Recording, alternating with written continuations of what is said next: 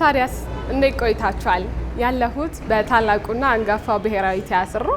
በዚህ የተገኘውበት ምክንያት ደግሞ በኢትዮጵያ ኪነ ጥበብ ታሪክ ውስጥ ባለፉት 4 አስርት ዓመታት በድርሰት፣ በትወና፣ በዳይሬክቲንግ እንዲሁም ደግሞ በ500 በላይ ዶክመንታሪዎችና ከ1000 በላይ ማስታወቂያዎች በመሳተፍ በኢትዮጵያ ኪነ ጥበብ ውስጥ ትልቅ አበርክቶት ያለው ዳግማዊ አመለወርቅ ፈይሳ ዛሬ ላይ ስሙዓተ ነገር በሚል ላበረከትከው አስተዋጽኦ እናመሰግናለን የሚባልበት መድረክ ተዘጋጅቶ ነው። ደግሞ ወደ ውስጥ እንገባና በመድረኩ ምን አለ የሚለውን እናያለን። አብራችሁን ቆዩ።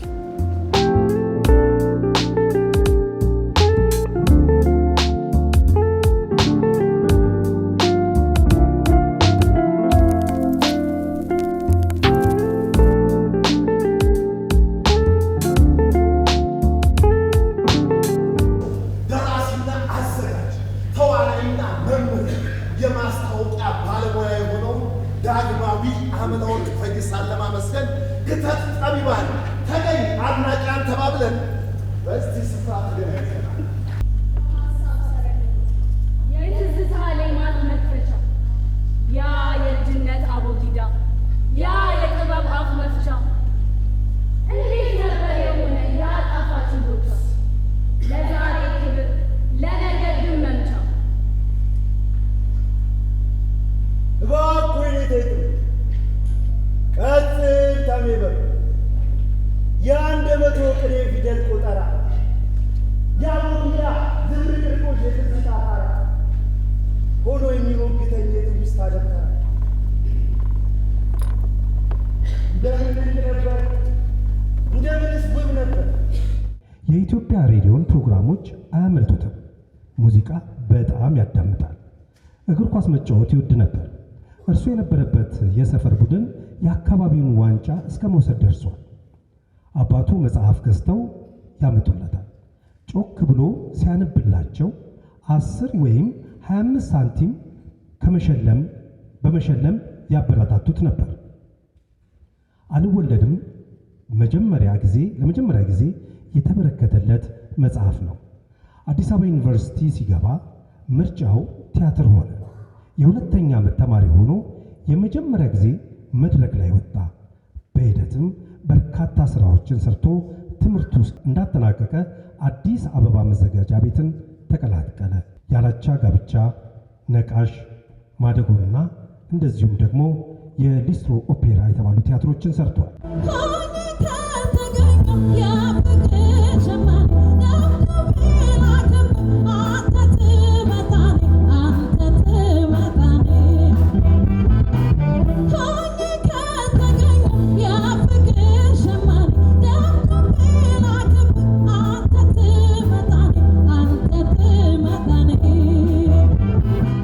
ዳግማዊ አመለወርቅ ፈይሳ በርካታ ቲያትሮችን አዘጋጅቷል። በርካታ ማስታወቂያዎችን ሰርቷል። ዶክመንተሪዎች የሰራቸውን ስራዎች ስናይ 1 እና 2 ስራ ሰርቶ ብቻ እንኳን በጣም ሚዲያውን የሚያጥለቀልቁ ብዙ ሰዎች ባሉበት በዚህ ጊዜ እንደዚህ አይነት ሰዎች ደግሞ እንደው አያርገውና ሲያልፉ ምን ነው ለምንድን ነው ይሄን ሁሉ ስራ ሰርቶ ሚዲያ ወደፊት ያላመጣው ለምን አላወቅነውም እስከዛሬ የሚሉ ጥያቄዎችን ለማስቀረት ሲባል እንደገና ደግሞ ስለሚገባው ይሄንን ሁነት ተዘጋጅቷል። ስሙዓተ ነገር የምስጋና ነው። ሰውን በቁም ማመስገን የሚለውን ነገር ነው የያዘው ፍቺውና ሌላው ምንድነው ትልቁ ነው ዳጊን በጣም ሊመሰገንና እንደዚሁም ደግሞ ሊከበር ይገባል ባይ ነኝ። ከዛ ባሻገር ቲያትር ላይ በጣም ብዙ ስራዎችን ሰርቷል። ከኔ ጋር ቤተሰቡ የሚል እኛ ፕሮዲዩስ ያደረግነው አንድ ቲያትር እሱ ያዘጋጀው ነበር። በዛ ምክንያት ደግሞ በጣም የመቀራረቡ እድሉ ነበረ።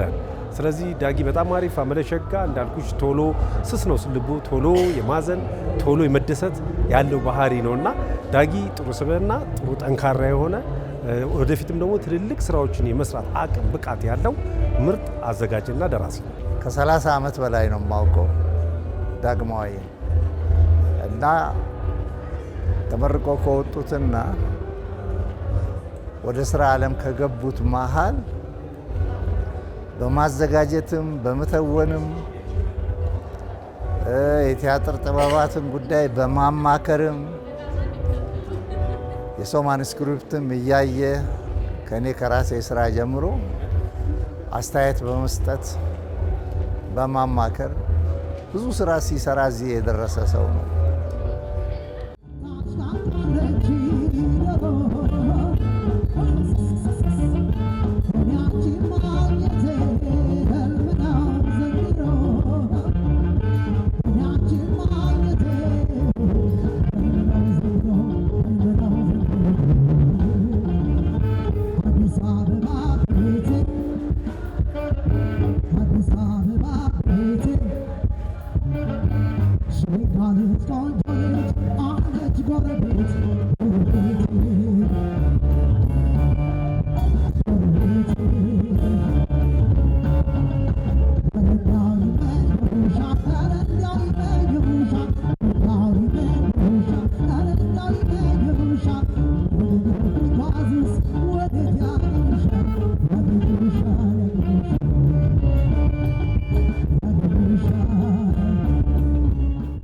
ራሱም ዳይሬክት እያደረገ እየመራ ሌሎች ዳይሬክት ባደረጉትም ውስጥ ተሳታፊ ሆኖ ተዋናይም ሆኖ አማካሪም ረዳትም እየሆነ ከዋና አዘጋጅነት ጀምሮ እስከ ወረድ ብሎ እንደ ረዳት አዘጋጅም ሆኖ ብዙ ነው የሰራው።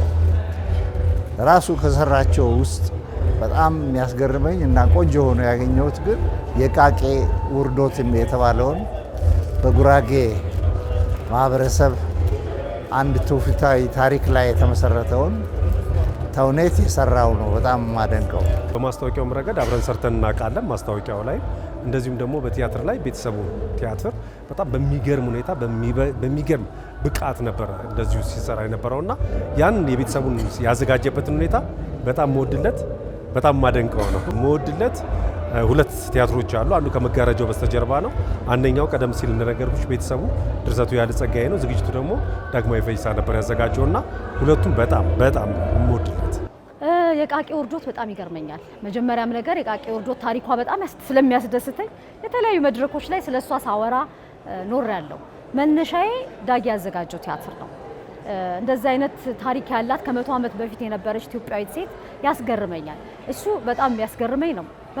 ሌሎቹም እንደዛው ናቸው። ግን ይሄ ታሪካዊና ትውፊታዊት ስለሆነ ለታሪክና ለትውፊት ትንሽ እንትን ስላለኝ ይሄን ደግሞ እወደዋለሁ በጣም። በተለይ የዳግም ሕይወትን በከፍታ የሚዘክረው ስም እኮ መጠሪያ ነው።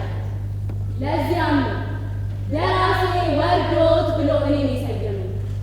ለዚያም ነው አዘጋጄ በስስት ተደንቀው ስሜን የሚጠራው። ዳጊ በብዙ ነገር ራሱን ይገልጻል።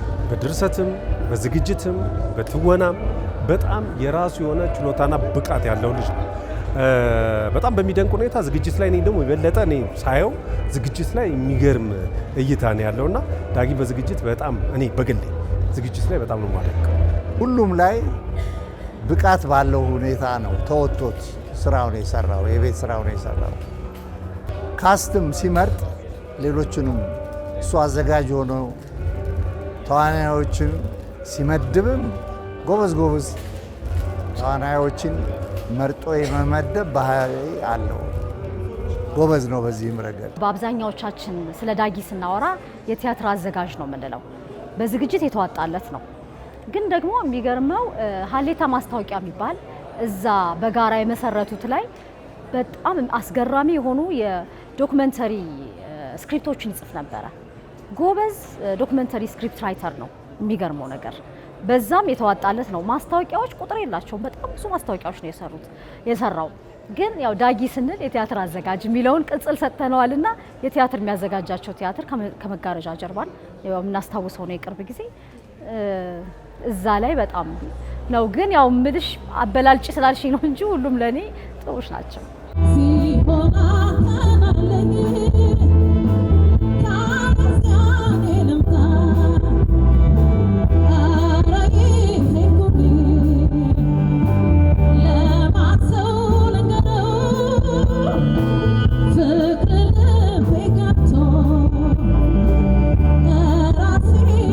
ዳግማዊ ፈይሳ ትሁት ሰው ነው ሲጀመር፣ ወዳጅ አጥብቆ የሚይዝ ሰው ነው እና እስከ ጥግ ድረስ ነው ሰውን ሲያፈቅርም ወዳጅ ሲያደርግም ሲወዳጅ እንደዚያ ነው እና ትህትና ያለው ሰው ነው።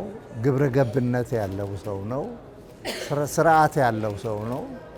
በስራ ዓለም ላይ ስናየው የሚደክም ሰው አይደለም። ከ30 ዓመት በላይ ሲደክም ነው የኖረው፣ ሲሰራ ነው የኖረው። ግን ደከመኝ ብሎ የሚተው ሰው አይደለም።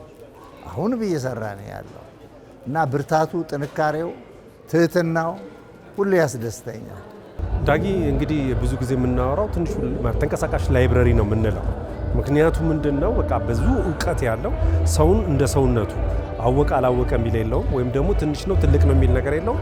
እንደ ሰውነቱ አክብሮ ብዙ ነገሮችን የሚሰጥ ነው። ከዛ ባሻገር አዲስ አበባ ዩኒቨርሲቲ ቲያትሪካል ያስተምር ነበር እና ብዙ ሰዎችን የማፍራት እንዲሁም ደግሞ መድረክ ላይ ቲያትርን እንዲደፍሩ እንዲሰሩ ያበቃቸውም ሰዎች አሉ እና እንዲህ አይነት ብቃት ያለው ሰው ሰውን ብድግ አድርጎ ቲያትር ማሰራት ኢቭን አልችልም የሚችለው የሚለውን መንፈስ ትቶ እንዲችል የሚያደርግ ብቃት ያለው ሰው ነው እና ዳጊ በብዙ ነገር የሚደነቅ። ዳጊ ወደ ቲያትር ያመጣቸው በርካታ ወጣት ተዋንያን አሉ። ለምሳሌ ዳጊን ለማክበር ስንነሳ አብረውን ኮሚቴ ከሆኑት ውስጥ አርቲስት አማኑኤል ሀብታሙ፣ መስከረምም አለች፣ መስከረም አበራ ማለት ነው። እነ ተስፋ አለምም አሉ። ሁሉም በዳጊ በኩል የመጡ ናቸው። ይሄ ማለት እንግዲህ አዲስ ናችሁ፣ አትመጥኑ፣ መድረኩ አይገባችሁም ሳይል ካለስስት መድረክን የሚሰጥ ሰው ነው ማለት ነው። ይሄ ልዩ ያደርገዋል። ምክንያቱም ሁልጊዜም በመድረክ ላይ ያበሩ ሰዎች ብቻ አይደሉም የሚቀጥሉት፣ አዳዲስ ሰዎችን ማምጣት ይጠበቃል ከባለሙያ እንዳዘጋጁም እንደ ዳይሬክተርም እንደምንም ከሁሉም የሚጠበቅ ነው። ሌላው የዳጊ በጣም የሚያስገርመኝ ነገር እኔና ዳጊ መጀመሪያ ስንተዋወቅ ስሙን ነው እንጂ መልኩን አላውቀውም ነበረ። ግን ስንገናኝ ልክ ድሮ የሚያቀኝ አይነት አለ አይደል? እሱ የሰራው እሱ ያለበት ቦታና እኔ የምንመጣጠን አይደለንም። ልክ የሚሰጥሽ ክብር ከሚገባሽ በላይ ነው። እሱ የሰራው አያስኮፍሰውም፣ አይኮፈስም። እንደገና እዚህ ቦታ ነኝ ያለሁትና እነ ከሌ ይምጡና ሰላም ይበሉኝ አይደለም። ወደ አንቺ ይመጣል። ወደ አንቺ ይመጣና ስለምትሰሪያቸው ስራዎች አድናቆቱን ሳይሰስት ይችላል። እንደገና ደግሞ መስራት ስለምትፈልጊያቸው ነገሮች ስልክሽን አፈላልጎ ሁሉ ለዚህ ቦታ ከሌ ትመጥናለች ብሎ አፈላልጎ ሁሉ ያሰራል ስራና እኔ ላይ ብቻ አይደለም። በጣም ነው የሚገርመን። ዳጊ ጋር ቁጭ ብለሽ ምሳ ባትበይ፣ ሻይ ባትጠጪ፣ ቡና ባትጠጪ ቦታው ላይ ፊት እንደምታረጊ እንግዲህ ዳይሬክተር አይን አለው አይደለ? ለብዙ ሰዎች መንገዶችን የከፈተ ሰው ነውና ይሄ ቸርነቱ እንግዲህ በጣም የሚያስደስተኝ ነገሩ ነው። ዳጊ እንግዲህ ይገባሃል ብዬ ነው ማምነው። ምክንያቱም የሰራው ስራ ለዚህ ለኪነ ጥበቡ ላደረከው ነገር ሁሉ በእውነት በጣም በጣም ያንስባል እንጂ ገና ብዙ ነገሮች እንዲደረግ ይገባል ብዬ አስባለሁ። አንተና አንተን መሰል የሆኑ ወዳጆች፣ ጓደኞች ጊዜና ወቅት እየጠበቁ በህይወት እያሉ መመስገን መቻል አለባቸው የሚለውን ነገር ማለት እወዳለሁ። ዳጊ እወድሃለሁ፣ በርታልኝ። ይህ ማለት ጨርሰሃል አብቅተሃል ሳይሆን እንደውም ብዙ ነገር እንጠብቃለን ካንተ፣ በጣም በርካታ ነገሮችን እንጠብቃለን። ስለዚህ እሱ እንድሰጠን እንፈልጋለን ማለት እፈልጋለሁ። ይህን ያዘጋጁ አስበው ያዘጋጁለት ወዳጆቹ ይገባዋል፣ እንኳን አዘጋጁለት ነው የምለው። ምክንያቱም ብዙ ለሀገራችን ብዙ የደከሙ የጥበብ ሰዎች ምንም ሳይታወሱ የሚያልፉ አሉ፣ ሳይታወሱ ወይንም የሚኖሩ አሉ እስከ መጨረሻው ድረስ። ግን አንዳንዴ እንዲህ መታወስ አለባቸው። ለዳግማዊ የተሰራው ነገር ትልቅ አርአያነት ያለው ነው። ሌሎችም ወደፊት ሊሰራ የሚችል ነው። ለምሳሌ ትልልቆቹን እንውሰዳቸው፣ እነ ሎሬት ጸጋዬ ገብረመድኅን።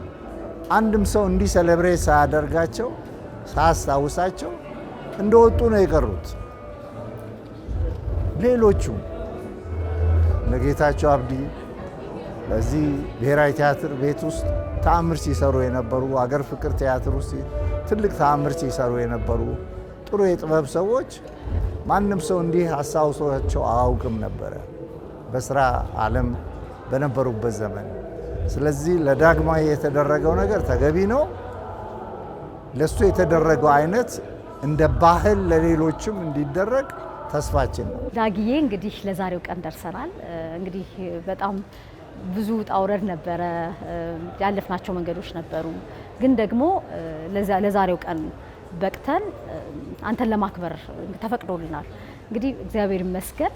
አንተ በጣም ትልቅ ባለሙያ ነህ። ለኢትዮጵያ በርካታ ስራዎችን ካለስስት አበርክተሃል።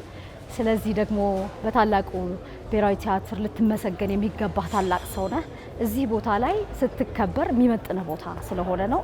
በጣም ደስ ብሎናል። እዚህ ኮሚቴ ውስጥ ገብቼ ያንተ ታሪካዊ ቀን ላይ ከጎን ስለቆምኩኝ ደግሞ እኔ እድለኛ ነኝ። በጣም ደስ ብሎኛል። እንግዲህ አንተ ዝም ብለህ ብትሰራም የሚያዩ አይኖች ተመልክተውሃልና እንኳን ለዚህ ቀን አበቃህ፣ እንኳን ደስ ያለህ ለማለት እፈልጋለሁ።